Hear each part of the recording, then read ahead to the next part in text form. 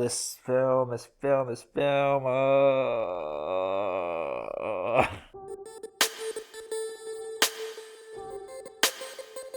Hello people of YouTube and welcome back to the channel. My name is Josh, your movie apprentice, and today I'm going to be reviewing a new film for once, which is Disney's Artemis Fowl, based on a book of the same name, directed by Kenneth Branagh and starring Ferdia Shaw, Lara McDonnell and Josh Gad. Before I get into this review, if you do enjoy what I do on this channel, then consider clicking that like button and subscribing to the channel for more reviews and rankings coming all the time, and let me know what your thoughts of the film are down in the comments below. But without further ado, let's get into this review. It's based on the book, I know that. And book fans, if you are here, please tell me in the comments below, is the book better? Because I will give the film this. It does give us a solid world. I like this idea that these mythical creatures in our fairy tales are living below our feet in this underground city separate from humanity, and they are just as high-tech, even more high-tech than us, and are actually trying to stay hidden and will mind wipe us like the Men in Black. It's a nice little world they build. I heard this film was bad, and of course, me being curious, I had to see if it was as bad as what people say, and what gave it away for me is going to be a stupid thing, but it's the fact that they have this shot from a side profile of a guy talking about a chair he's sitting on. It doesn't go nowhere. It is a badly framed shot. It has so much dead space, and the dialogue in that scene is hammy as hell. Yeah, it's bad. This film is bad, so please tell me the book is better. For what I'm going to get into, the thing what bugs me the most is the editing of this. And this is coming from me. You've seen my videos. It's all choppy, my editing. I will hold my head up and admit that. But the editing in this was something else. There will be a conversation between two characters, and they will cut away to some random scene or cut to a wide shot that's too big, and they will still have the dialogue going over these cutaway shots, and you're just wondering what the hell is going on. When there's combat sequences going, things seem to skip. People will be downstairs in a battle and they'll suddenly be upstairs. People seem to teleport. There'll be no sense of motion or tracking with these characters. They will all just jump all over the place. It's just really, really poor editing. I do not like it when the editing is confusing. If you're going to do anything with a film, even if you're a bad film, at least be streamlined with your editing and camera movements. When it's jumping all over the place, I don't know what the hell is going on. I've heard the kid is supposed to be an asshole in this, but honestly, I don't want to crap on kid actors because they are young, they've got a craft to learn, but Jesus Christ, all the acting in this, even from the senior actors, felt wooden. The only actor I feel like had any fun in this was Josh Gad's character, and even half of his stuff was cringeworthy. That was mostly due to the script that we'll get into momentarily. But these actors just felt very wooden, like they were just reading a script saying, yeah, we are friends now. Yeah, that was a good take, right? And the characters are not likable in the slightest. I've heard, like I've said, that Artemis Fowl is supposed to be a bit of a douchebag, but he felt like a watered-down version of the kid character from Umbrella Academy. That's what he felt like. He's supposed to be this criminal genius. I never get any sense that he's supposed to be a criminal genius. It's just explained to us. This film has a lot of explaining to you. There are several shots cut into Josh Gad's character in black and white, saturated, being all cool, talking to the camera. Just like, hey, Artemis Fowl, he is amazing. You don't want to mess with Artemis Fowl. Great, show us, don't frickin' tell us.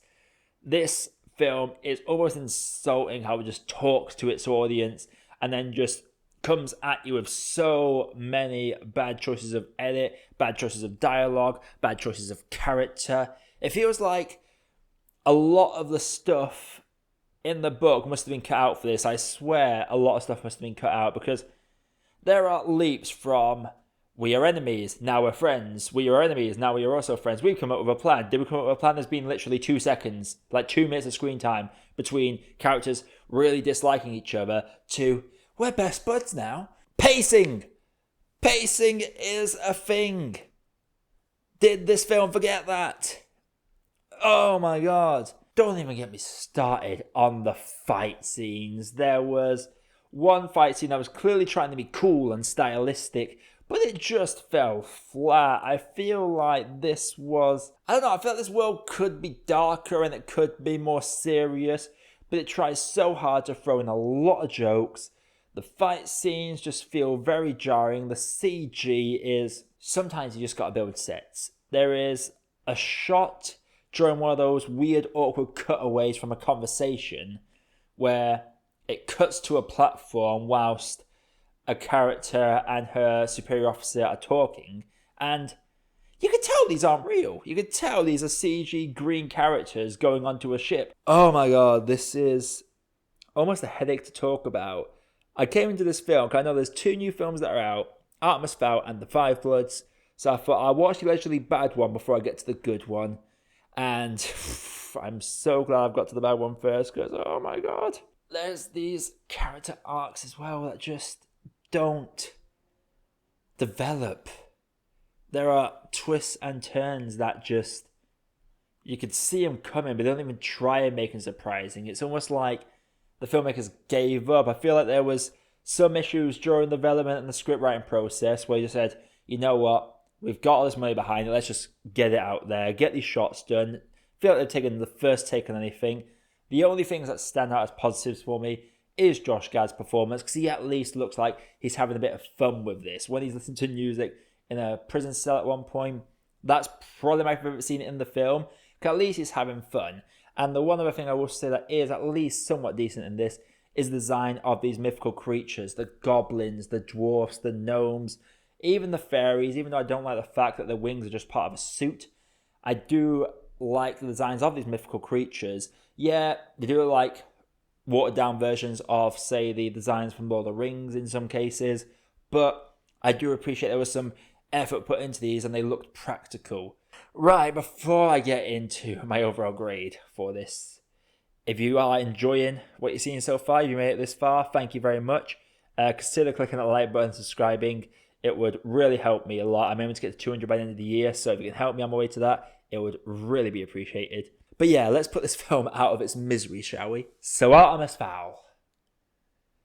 Oh, besides a gorgeous world that designs that makes me want to go read the book purely because I like the look of the world. There's some good character designs and at least one actor's having fun with it. Judi Dench, I don't know whose devil you sold your soul to, but to go from Cats to this, I feel like she's superior, Judi Dench. She will never be a bad actor in anyone's book. I feel like she got to the point of like an Ian McKellen or Morgan Freeman where they would just pick anything now because their legacy is set in stone. But my god, Judi. Ugh. Yeah, these characters are not likable.